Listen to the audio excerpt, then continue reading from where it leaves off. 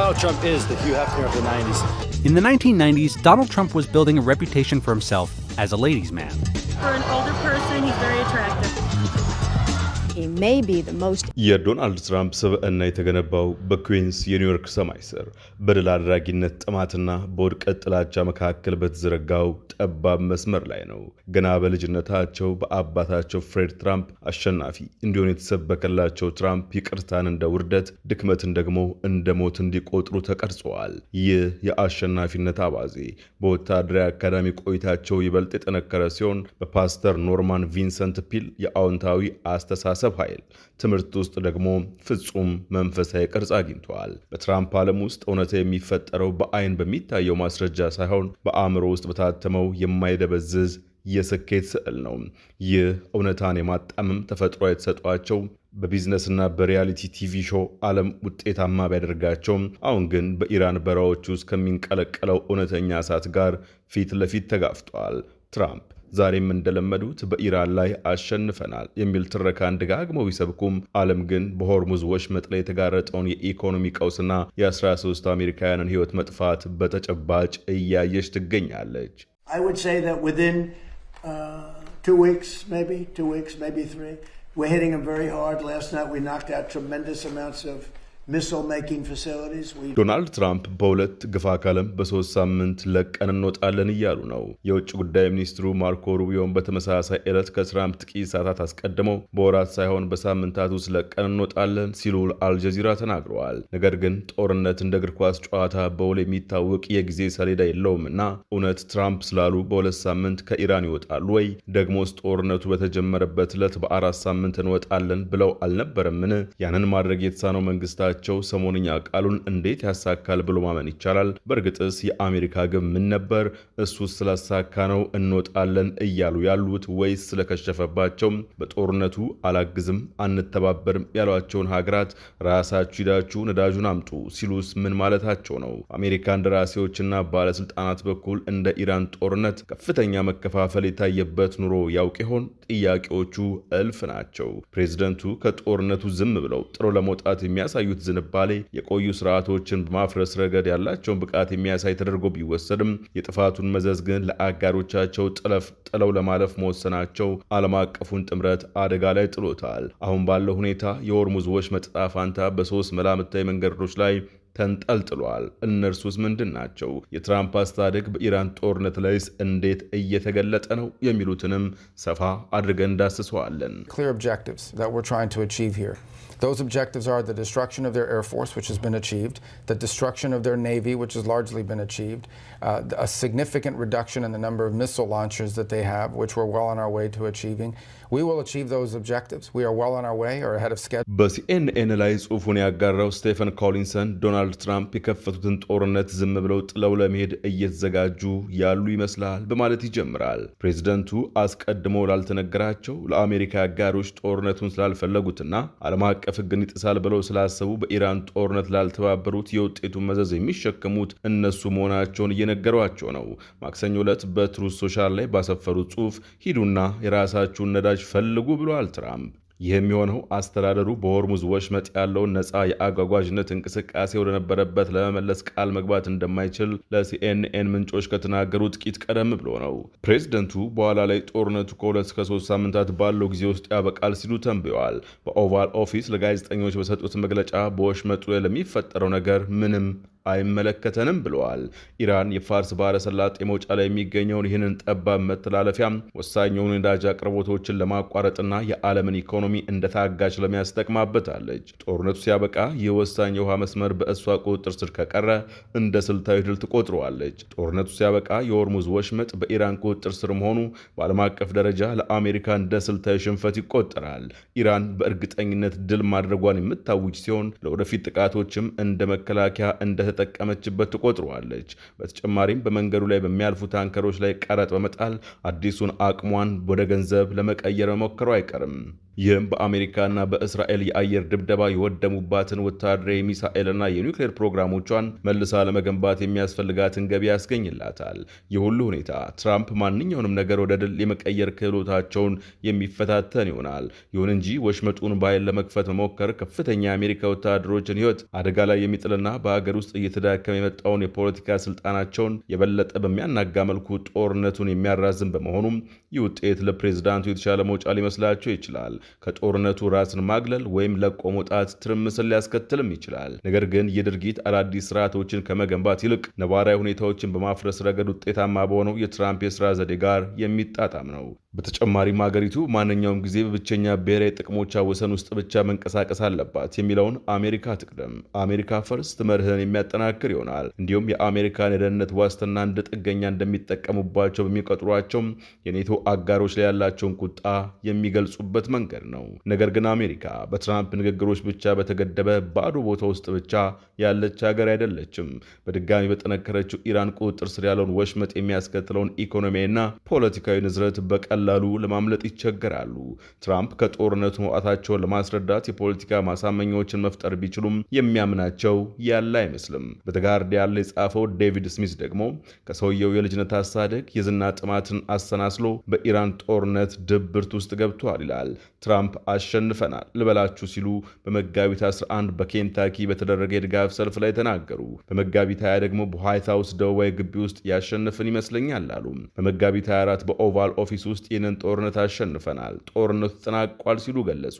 በመጋቢት 25 በገቢ ማሰባሰቢያ እራት ላይ ደግሞ በከፍተኛ ሁኔታ እያሸነፍን ነው ሲሉ ተደምጠዋል። ዶናልድ ትራምፕ በኢራን ላይ ድል መቀዳጀታቸውን በተደጋጋሚ እያወጁ ነው። ነገር ግን አንድን ነገር ደጋግሞ መናገር እውነት አያደርገውም። የአሜሪካው ፕሬዝዳንት በመካከለኛው ምስራቅ ያካሄዱት ወታደራዊ ዘመቻ ታሪካዊ ስኬት መሆኑን አጥብቀው ቢገልጹም ዓለም ግን እየተስፋፋ ለሚገኘውና በዓለም ኢኮኖሚ ላይ ከፍተኛ ውድመት ሊያስከትል ለሚችለው ግጭት ራሱን እያዘጋጀ ነው። ጦርነቱ ለብዙ አስርት ዓመታት ትራምፕ ሲመሩት የነበረውን የሥራ መርህ ትልቁ ፈተና እየሆነ ነው። እሱም ትርክትን መፍጠር፣ እውነት መሆኑን ማወጅና ዓለም ለዚያ ትርክት እንዲገዛ ያለ እረፍት መጫን ነው። ይህ ዘዴ በማንሃተን የቢዝነስ ስብሰባዎች፣ በሪያሊቲ ቲቪ ሾዎችና በዋሽንግተን የስልጣን ማዕከል ጭምር ውጤታማ መሆኑ ተረጋግጧል። ነገር ግን በኢራን ጉዳይ የትራምፕ ለየት ያለ እውነታዊ ማጋነን ዘይቤ ከእውነተኛው ሐቅ ጋር ተጋጭቷል። እውነታን የማዛባት ችሎታቸው ሊጋፉት የማይችሉት ግድግዳ ገጥሞታል ከኢራን። የጦርነት ነው። በጦርነት ጊዜ ደግሞ ድልን በምኞት ብቻ ማምጣት አይቻልም ይላሉ የሴኔካ ፕሮጀክት መስራች የሆኑት ታራ ሴትሜየር። የአሜሪካ ሕዝብ አሁን እየሆነ ካለው ነገር ጋር አብሮ አይደለም። ምክንያቱም ትራምፕ ለምን እዚያ እንዳለን ወይም ድል ማለት ምን ማለት እንደሆነ በግልጽ ማስረዳት አልቻሉም። ትራምፕ በራሳቸው ላይ ጠንካራ እምነት እንዲኖራቸው ያደረገ ምቹ ሕይወት አሳልፈዋል። ያደጉትም በኩዊንስ ኒውዮርክ በሚገኝ የተገለለ የከተማ ዳርቻ ሲሆን ሀብታም የቤት የነበሩት አባታቸው ፍሬድ ትራምፕ ቻምፒዮን ይቅርታ እንዳይጠይቁ ወይም ድክመትን እንዳያሳዩ እንዳስተማሯቸው ይነገራል። እሁዶችን የሚያሳልፉት The Power of Positive Thinking የአዎንታዊ አስተሳሰብ ኃይል የተሰኘው ተጽዕኖ ፈጣሪ መጽሐፍ ደራሲ ኖርማን ቪንሰንት ፒል ፓስተር በነበሩበት ቤተክርስቲያን ነበር። የመጽሐፉ መመሪያዎች እንዲህ ይላሉ። ስኬታማ እንደሆን ካድርገህ በአእምሮ ውስጥ ስዕል ፍጠርና በማይጠፋ መልኩ አትመው። ይህንን ስዕል አጥብቀህ ያዝ። እንዲደበዝዝ በፍጹም አትፍቀድ። አእምሮህ ያንን ስዕል እውን ለማድረግ ይጥራል። በአእምሮ ውስጥ እንቅፋቶችን አትፍጠር። የትራምፕ ሕይወት ታሪክ ጸሐፊ ጉዌንዳ ብሌር እንዲህ ይላሉ። በወታደራዊ አካዳሚ የሁለተኛ ደረጃ ተማሪ እያለ ግቡ ዝነኛ መሆን እንደሆነ ለክፍል ጓደኛው ነግሮት ነበር። ዝነኛ መሆን እውነታን ለማጣመም ከነገሮች ለማምለጥና የቻልከውን ያህል ትልቅ ለመሆን እንደሚያስችል ተረድቶ ነበር። ይህ ትክክለኛው መንገድ መሆኑን ተረድቶ ነበር። ተሳክቶለታልም። በገነን ቁጥር ሰዎች ወደዛ ዝና ይሳባሉ። እንዲሁም እየሆነ ያለውን ነገር ችላ ለማለት ዝግጁ ይሆናሉ። ምክንያቱም አንተ ራስህ ምን እየሆነ እንደሆነ ልትነግራቸው ትችላለህ። በአይናቸው የሚያዩት ነገር አሰልቺና አስደሳች ስላልሆነ አንተ የምትነግራቸውን አስደሳች ትረካ መቀበልን ይመርጣሉ። ይህ አካሄድ ወደ ቤተሰብ ቢዝነስ ሲገባም ጠቅሟቸዋል። ሆቴሎችንና ካዚኖዎችን የከፈቱ ሲሆን የራሳቸውን ሀብት በማጋነንም ይታወቃሉ። በአትላንቲክ ሲቲ የሚገኘውን ትራምፕ ታጅ መሃልን የዓለም 8ኛው ድንቅ በማለት ያስተዋወቁ ሲሆን ለባለ ሀብቶችም ትልቅ ትርፍ እንደሚያስገኝ ቃል ገብተው ነበር። ነገር ግን በተከፈተ በአመቱ ለኪሳራ ተዳርጓል። እንዳውም የትራምፕ ቢዝነሶች 6 ጊዜ ከስረዋል፣ ምንም እንኳን እርሳቸው በግል ለኪሳራ አዋጅ ባያውጁም።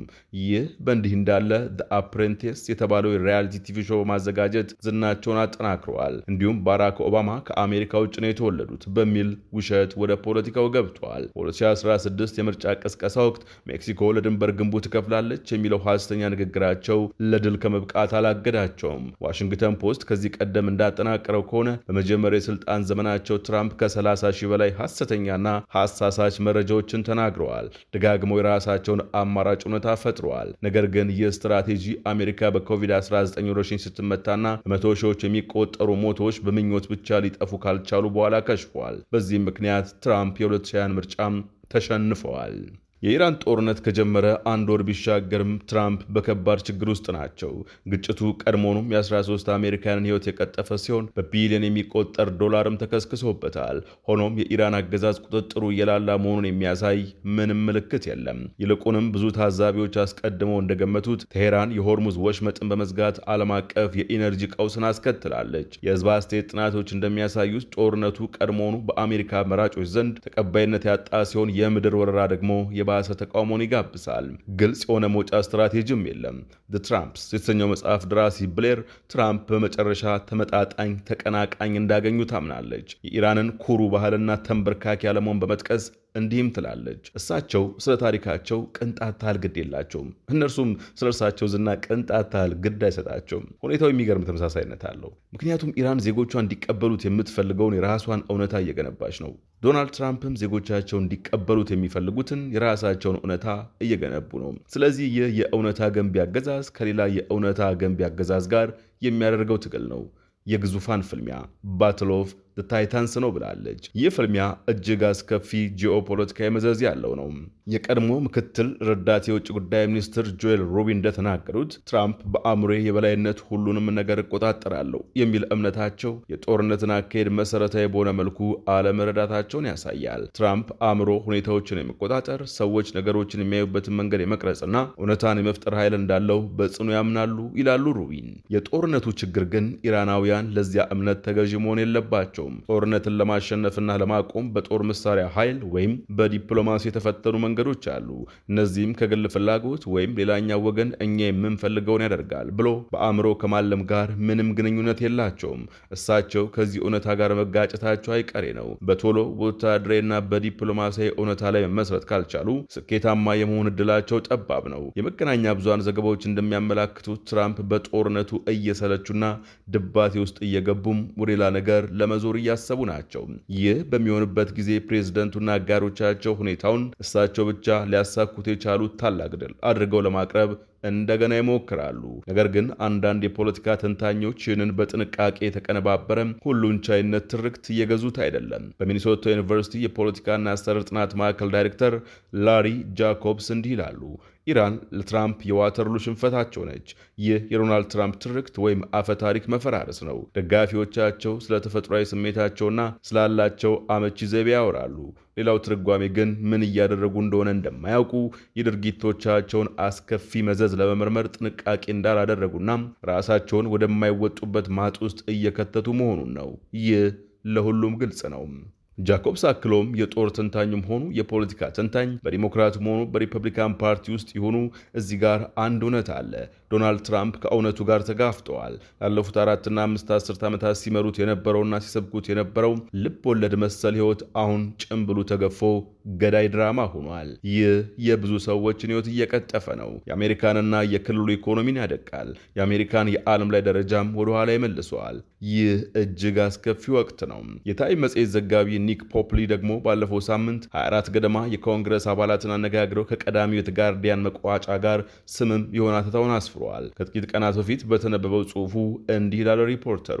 በዚህ ሳምንት አንድ ቀን ከሴኔት መውጫ አጠገብ ሊንዚ ግራሃም በኢራን ስላለው የድል ራዕይ ነግሮኛል። ባለፈው ወር በአሜሪካና በእስራኤል የተጀመረውን ጦርነት በግልጽ ከሚደግፉት መካከል አንዱ የሆነው ግራሃም ድል ማለት ኢራን ከኒውክሌር ምኞቷና ከሚሳኤል ፕሮግራሞቿ መገፈፏ እንዲሁም ከእንግዲህ ወዲህ ትልቋ የሽብርተኝነት መንግስታዊ ደጋፊ አለመሆኗ ነው ብለዋል። ከሱ ጥቂት እርምጃዎች ፈቀቅ ብሎ ሌላውን የሪፐብሊካን አባል የአላባማው ሴናተር ቶሚ ቱበርቪልን ያኑ ጥያቄ ጠየቁት። ከኢራን ጋር ያለውን ጦርነት ማሸነፍ ምን ይመስላል? በአምባገነን ፈንታ ዲሞክራሲ ኑራቸው ሲል መለሰ። ሌሎች ግን ጥያቄው ግራ አጋባቸው።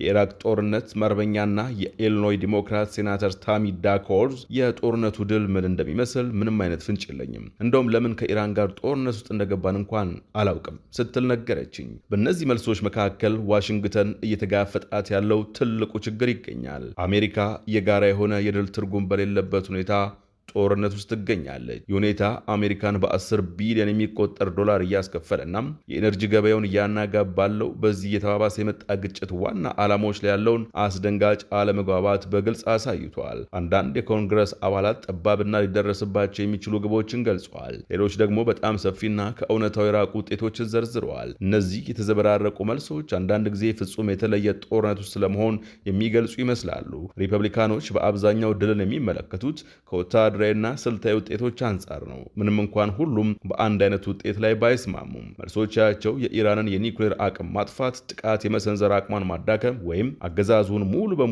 መጣል በሚሉ ነጥቦች ላይ ይለያያሉ። በተቃራኒው ብዙ ዲሞክራቶች ጦርነቱ በጭራሽ የተቀናጀ ዓላማ አለው ወይ ብለው ይጠይቃሉ። አንዳንዶቹ ደግሞ ትራምፕ ጦርነቱን የጀመሩበት መንገድ ከኮንግረስ ፍቃድ ሳያገኙ መሆኑ ድልን የማይቻል እንደሚያደርገው ይከራከራሉ።